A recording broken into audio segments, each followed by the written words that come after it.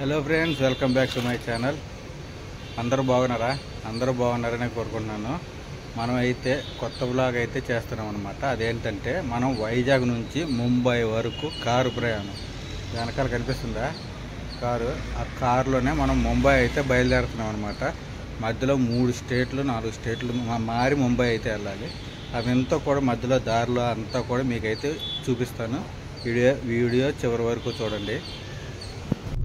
మన జర్నీ అయితే స్టార్ట్ అయిపోయిందనమాట. మనం వైజాగ్ నుంచి ముంబై చూసారు కదా, మొత్తం 4 స్టేట్లు: ఆంధ్ర, తెలంగాణ, కర్ణాటక, మహారాష్ట్రలో నేవీ ముంబైలోకి అయితే వెళ్ళిపోతున్నాం అనమాట. మేమైతే బయలుదేరిపోయాము. మనకి అనకాపల్లి ఫ్లైఓవర్ వచ్చేసింది. మనకి ఆ అనకాపల్లి అసలు ఇదైతే ఎంత బాగా కట్టారో కానీ అసలు లాస్ట్ 4 ఇయర్స్లో దెబ్బ కంప్లీట్ అయిపోయింది మొత్తం కూడా. మంచి నెంబర్ 1 ఉంది. ఇది డ్రోన్ వ్యూ చూస్తే మాత్రం అదిరిపోయింది లుక్ అయితే. మీరు ఎప్పుడైనా ఈ అనకాపల్లి ఫ్లైఓవర్ ఎక్కారో లేదో కామెంట్ చేయండి. దీని తర్వాత మనకి తూని దగ్గరకు వచ్చిన తర్వాత ఈ పక్కన మొత్తం మామిడి పండ్లు తెచ్చి మొత్తం తోటలోంచి ఫ్రెష్ కాయలు తీసుకొచ్చి అమ్ముతున్నారు. మీరు ఎప్పుడైనా తిన్నారో లేదో కామెంట్ చేయండి. మేమైతే ఒకసారి తీసుకొచ్చాము, బాగానే ఉన్నాయి. కానీ ఇప్పుడైతే మొత్తం వాళ్ళు కూడా మొత్తం కెమికల్ వేసి వాడుతున్నారంట. అలానే తూని దాటిన తర్వాత మనకైతే అన్నవరం సత్యనారాయణ స్వామికి దండం పెట్టుకొని జర్నీ అంతా సాఫీగా జరగాలి దేవుడా అని చెప్పేసి మనకి ఆంజనేయ స్వామి కూడా ఎదురొచ్చాడు. ఆ నుంచి మనకి ఇటు వెళ్తే రాజమండ్రి వెళ్తాము, ఇటు సైడ్ వెళ్తేనేమో విజయవాడ వెళ్తాం. విజయవాడ ఇంకా 121 కిలోమీటర్లు ఉందన్నమాట. ఇటు సైడ్ వెళ్తే మనకి రాజమండ్రి బ్రిడ్జ్ వచ్చేసిద్ది. మనం రాజమండ్రి బ్రిడ్జ్ అయితే చూసేస్తాం. చాలా రోజులైంది రాజమండ్రి బ్రిడ్జ్ చూడక. ఈ బ్రిడ్జ్ మీద నుంచి పోతుంటే అదొక ఫీల్. అసలు నాకైతే మాత్రం అసలు ఒక రేంజ్లో ఫీల్ ఉంటుంది అబ్బా. ఈ రాజమండ్రి బ్రిడ్జ్ మీద కానీ ప్రకాశం బ్యారేజ్ బ్రిడ్జ్ మీద నుంచి కానీ పోతుంటే ఆ ఫీలే వేరు. నాకైతే అసలు మస్తు అనిపించిద్ది. ఆ గనక రోజు జర్నీ ఉంటే బాగుండు అనిపిస్తుంది ఈ బ్రిడ్జ్ దాటడం ఇటు. కానీ దాటలేం కదా, మన జాబులే బతికి ఎవడేవో పని చేస్తే వాడికి అడిగి పోవాల్సి వస్తుంది. చేసేదేముంది, ఇలా రోడ్డు ప్రయాణమే మన జీవితం కూడా. ఎప్పుడు ఎలా ఆగిపోయిద్దో తెలియదు, ఎప్పుడు ఎలా స్టార్ట్ అయిద్దో కూడా తెలియదు. అలా బ్రిడ్జి మీద నుంచి పోతుంటే ఎన్నెన్నో ఆలోచనలు హ్యాపీగా తగులుతాయి. మేమైతే ఇంకా రాజమండ్రి దాటిన తర్వాత ఒక హోటల్ దగ్గర అయితే ఆపేసాం. వీళ్ళైతే మొత్తం 8 రకాల ఐటమ్స్తో అయితే మనకి భోజనం అయితే పెట్టారనమాట. దారిలో ఆకలి అవుతుందని ఇక నల్లచర్ల హైవే టోల్గేట్ దాటిన తర్వాత దుర్గా విలాస్ అని ఫ్యామిలీ రెస్టారెంట్ ఉంది. ఇక్కడ ఫుడ్ అయితే చేసాం, పర్లేదు. ఫుల్ మీల్స్ 150 రూపాయలు, 8 రకాల ఐటమ్స్ పెట్టి 150 రూపాయలు తీసుకుంటాం. బాగుంది. అలా తిని బయలుదేరగానే నాకైతే నిద్ర వచ్చేసింది.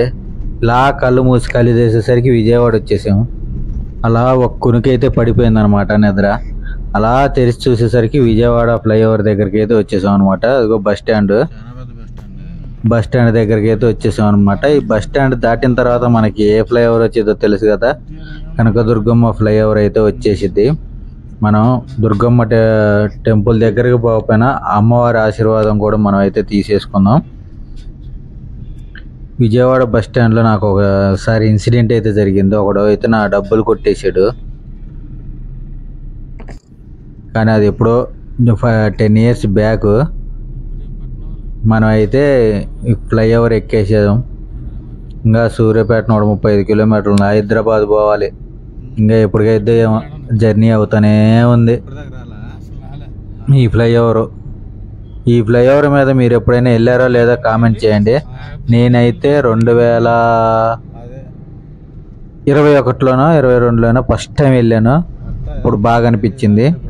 ఈ మధ్య ఇంకా తిరుగుతూనే ఉన్నాం కాబట్టి ఇంకా ఈ ఫ్లైఓవర్ మీద రెగ్యులర్ అయిపోయింది. ఇప్పటిదాకా 10 సార్లు ఏమైపోయినా అమ్మవారి ఆశీర్వాదం కూడా తీసుకున్నాం. అంతా ఈ జర్నీ అంతా సల్లంగా చూడుతామ్మా తల్లి అని. మీరు ఎప్పుడైనా కనకదుర్గమ్మ వీడియో చూడకపోతే దర్శనం ఎలా చేసుకోవాలో అవన్నీ కూడా నేను ఎండ్ కార్డ్స్లో ఇస్తాను చూడండి. ఆ తర్వాత తింటప్పుడు మనకి ఒక మిస్టర్ టీ అని చెప్పేసి వాళ్ళ దగ్గర అయితే ఆపామన్నమాట. టీ అయితే బాగుంది. ఆ తర్వాత ఇంకా చిన్నగా తర్వాత బయలుదేరిపోతానే ఉన్నాం. అలా పోతా అంటే జగ్గయ్యపేట దగ్గరికి అయితే వచ్చేసాం. జగ్గయ్యపేట ఫుడ్ ప్లాజా ఇది ఫేమస్ ప్లేస్ అనమాట. ఫుడ్ ప్లాజాకి ఎవరు వచ్చినా కానీ ఇక్కడే ఆపుతారు. బస్సులు కానీ అన్నీ కూడా ఫుడ్ ప్లాజా దగ్గర ఫుడ్ బాగుంటుంది. ఇంకా అటు చేసి మనం ఆంధ్ర నుంచి తెలంగాణలోకి అయితే ఎంటర్ అయిపోతున్నాం. ఇది తెలంగాణకి ఆంధ్రాకి బోర్డర్. గరికపాడు దగ్గర అయితే ఈ బోర్డర్ ఉంటుంది. ఇటు సైడ్ ఇప్పుడు మనం ఆంధ్రాలో ఉన్నాం. ఇప్పుడు ఇది దాటగానే తెలంగాణకు వచ్చేస్తాం. ఇటు రాంపురం, అటు పైకి పోతే కోదాడు అనమాట. కోదాడు విజయవాడ ఇవ మధ్యలోకి తెలంగాణ ఆంధ్ర బోర్డర్ అయితే వచ్చేసిద్ది. ఇంక ఇప్పటి నుంచి మొత్తం కూడా మనకి తెలంగాణలో అడుగు పెట్టేసాం అనమాట. ఇలా జర్నీలో సాయంత్రం కాగానే ఆకలి అవుతుందని శ్రీ సాయి శ్రీనివాస ఫ్యామిలీ రెస్టారెంట్ దగ్గర అయితే ఆగేసాము. ఇటు టీ కాఫీ ఇవన్నీ 24 hours కూడా ఉంటుంది. మనం అయితే చికెన్ బిర్యానీ అయితే ఆర్డర్ ఇచ్చేసాం అనమాట. అది కూడా తినేసి చిన్నగా లాగిచ్చేసి ఇద్దరికి సరిపోను ఇచ్చిన బిర్యానీ 270 రూపాయలకి బాగుంది. ఆ తర్వాత నుంచి ఇంక తిన్న తర్వాత ఎలాగో కొంచెం నిద్ర తేలుతుంటుంది. అని మా డ్రైవర్ అన్న మాత్రం నిజంగా సూపరు. ఫాస్ట్ కొట్టేస్తుండు. హైవే ఇదంతా కూడా మనకి కోదాడ హైవే అనమాట. ఇదంతా హైవే దాటిన తర్వాత మనం హైదరాబాద్ అయితే చేరిపోయాము. ఇంకా నైట్ అంతా ఈ పటాన్ చెరువు దగ్గర దాకా తోలుకొని ఆ పక్కనే కారు పార్కింగ్ చేసుకొని హాయిగా నిద్రపోయినాం అనమాట. తెల్లారి 5:30కి అలా లేచి వీడియో తీస్తున్నాను. పటాన్ చెరువు టోల్గేట్ అనమాట. ఇంకా అక్కడ నుంచి మనం బయలుదేరి హైదరాబాద్ అంతా దాటిన తర్వాత మనకి ఇప్పుడు ఇందాకలా ఆంధ్ర తెలంగాణ బోర్డర్ అయిపోయింది కదా. ఇప్పుడు మనం ఆంధ్ర కర్ణాటక బోర్డర్లోకి వస్తాం అనమాట. ఇప్పుడు ఇది దాటగానే తెలంగాణ దాటి కర్ణాటక బోర్డర్లోకి వెళ్ళిపోతాం. ఇదిగో కర్ణాటక బోర్డర్లోకి వచ్చేసాం. ఇంకా మనకు తెలుగు పేర్లు ఏం కనపడవు. ఇంకంతా కూడా కర్ణాటకే, మొత్తం కూడా కర్ణాటకలోకి వచ్చిన తర్వాత ఆకలి అవుతుందని చెప్పి టిఫిన్ చేద్దామని చెప్పేసి అప్పటికప్పుడు ముఖం పొలాలు చూసుకొని ముఖం పొలతోటి ముఖం కడిగి కంటిన్యూస్గా 22 గంటల జర్నీ అయిపోయింది. అయినా కానీ ఇంకో అటు సైడ్ వెళ్తే మహారాష్ట్ర వస్తుంది, ఇది కర్ణాటక.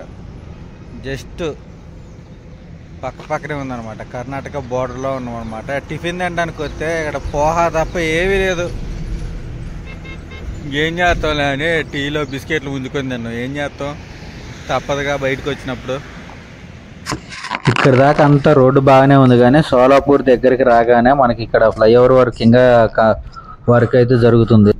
అలా ఒక 10-15 కిలోమీటర్ల వరకు అయితే రోడ్డు అయితే బాగలేదన్నమాట. అంటే ఇలా ఫ్లైఓవర్ వర్క్ జరుగుతూనే ఉంది.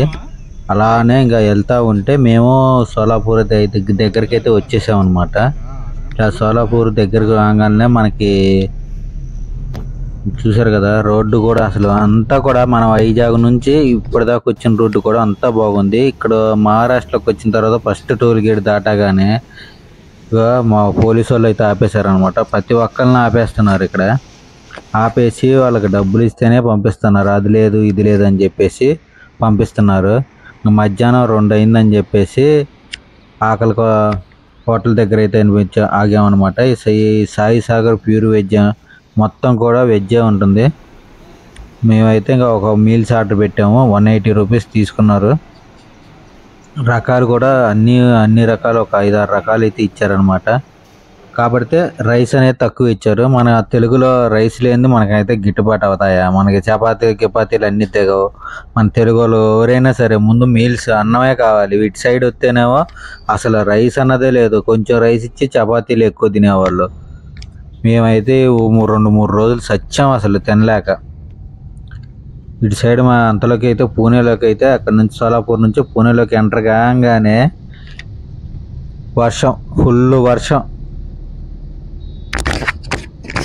ఫుల్ వర్షం పడుతుంది. ఇటు ఒక సైడ్ ఏమో రోడ్డు ఒక దగ్గర లెఫ్ట్ తీసుకోవాల్సింది స్ట్రైట్ వెళ్ళిపోయాము.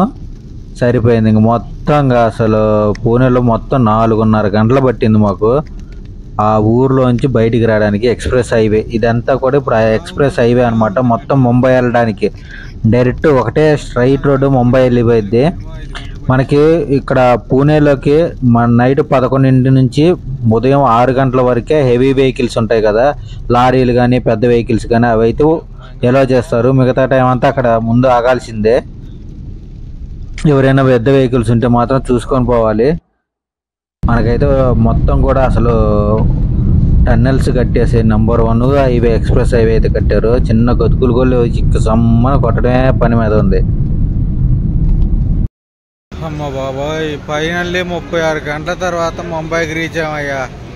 హోటల్ దగ్గరికి తీరిపోయింది, మొత్తం నడువులు పట్టేసి. పూణేలో బేభస్తమైన వాన, మామూలుగా లేదు. 4 గంటలు పట్టింది 10 కిలోమీటర్లు దాటడానికి. అట్టుంటుంది పరిస్థితి లాంగ్ జర్నీల్లో.